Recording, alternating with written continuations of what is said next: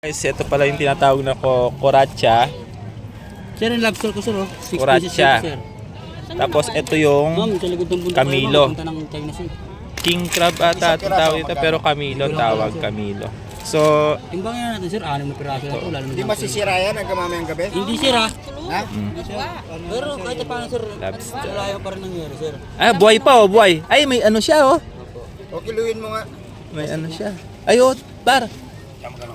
Aray ko, aray ko. Naghahanap pa siya. Buhay pa, no? Ito, anong tawag dito? Red snapper ko maya-maya.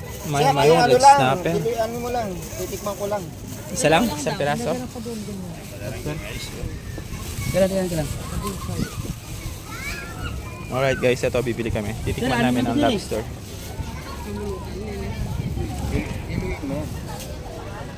Kiluan. Magkano yun? Saan mo na?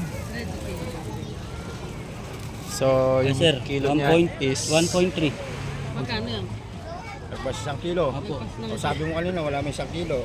Yung 2 piraso lang na malaki. Ganda ng lobster ko sir eh. Ang pronta ko